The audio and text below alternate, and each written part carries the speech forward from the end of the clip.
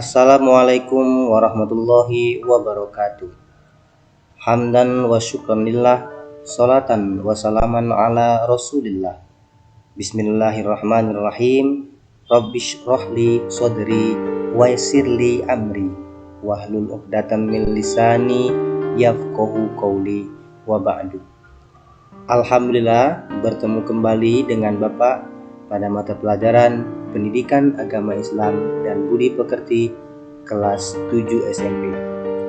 Untuk mengawali pembelajaran kita pada hari ini, marilah kita mengucapkan basmalah. Bismillahirrahmanirrahim. Adapun materi kita pada hari ini tentang dengan tema Islam memberikan kemudahan melalui sholat jamak dan qashar. Pada video ini, Bapak akan khususkan mengenai ketentuan sholat jamak. Dalam Islam, mengatur tentang sholat jamak dan qashar dengan beberapa ketentuan-ketentuan.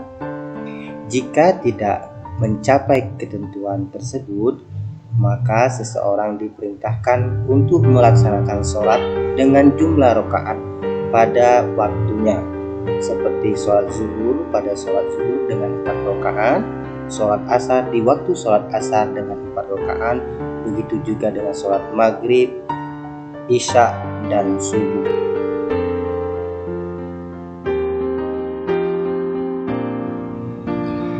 Anak-anakku, apa itu sholat jamak? Sholat jamak artinya sholat fardu yang dikumpulkan atau digabungkan. Maksudnya adalah sholat jamak menggabungkan dua sholat fardu dan mengerjakannya dalam satu waktu saja. Sholat jamak boleh dilaksanakan pada waktu sholat yang pertama disebut dengan jamak takdim, maupun waktu sholat yang kedua disebut dengan jamak takhir. Hukum sholat jamak adalah boleh bagi orang yang berada pada kondisi darurat seperti dalam perjalanan jauh.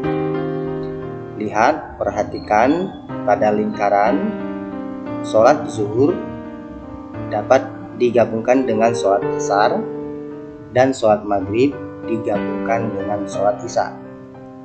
Harap diperhatikan, sholat subuh tidak boleh dijamak.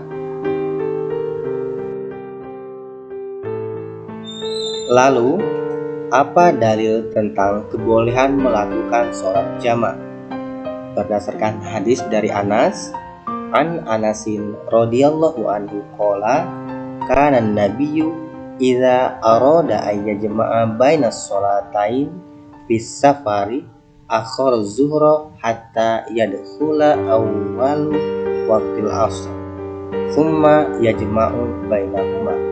Artinya, dari Anas radhiyallahu anhu ia berkata, apabila Nabi Muhammad SAW hendak menjamak antara dua sholat ketika dalam perjalanan, beliau mengakhirkan sholat zuhur hingga awal waktu asar.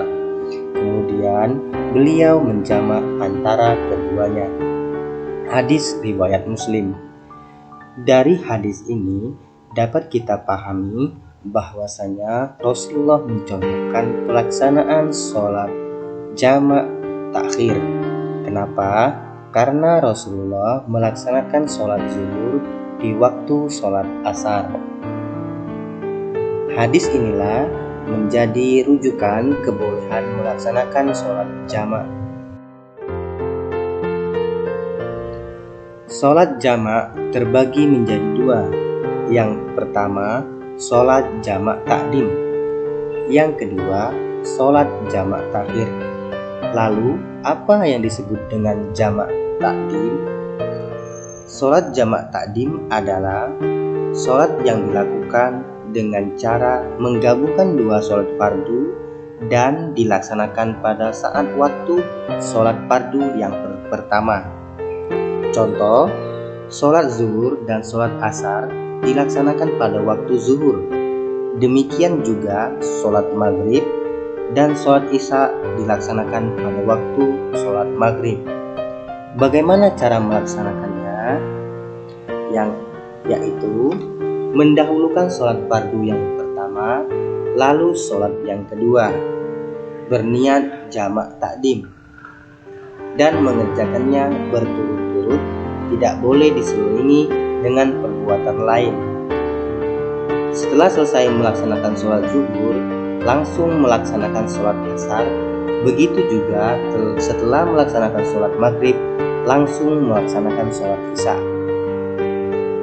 Sholat yang kedua, sholat jamak takhir. Sholat jamak takhir adalah sholat yang dilakukan dengan cara menggabungkan dua sholat fardu dan dilaksanakan pada waktu yang kedua atau terakhir. Contoh, sholat zuhur dan sholat asar dilaksanakan pada waktu sholat asar. Demikian juga sholat maghrib dan sholat isya dilaksanakan pada waktu sholat isya. Jika kalian hendak melaksanakan sholat jamak takhir, berniatlah akan mengerjakan kedua sholat fardu itu dengan cara dijamak. Pelaksanaan dua sholat fardu tersebut dilakukan secara berturut-turut, tidak boleh diselingi perbuatan lain. Setelah selesai melaksanakan sholat asar, langsung melaksanakan sholat zuhur.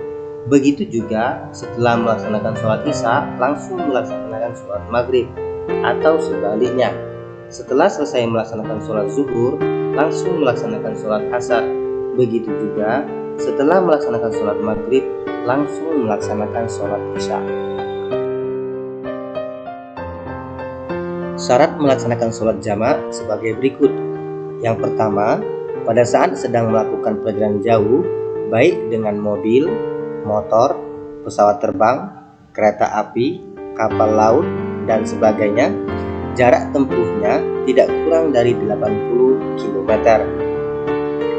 Jarak lebih dari 20 km tersebut bisa dilakukan perjalanan dari Palembang ke Musirawas, Kota Lubuk Linggau, Kabupaten Muratara, Kabupaten Empat Lawang, atau ke Jakarta, ke Bandung, dan kota-kota lainnya yang jaraknya lebih dari 80 km.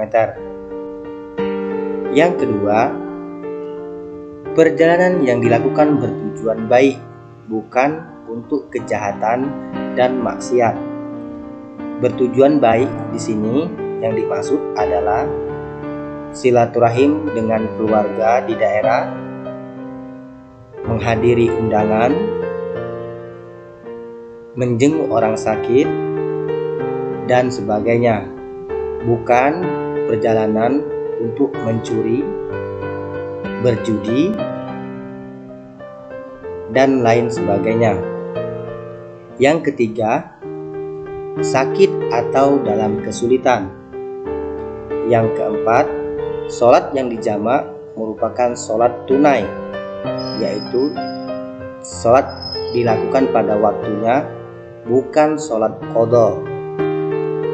Yang kelima, berniat menjamak ketika takbiratul ihram.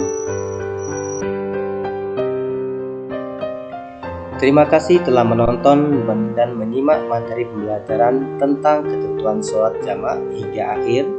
Pada video selanjutnya akan dijelaskan tentang ketentuan sholat qashar.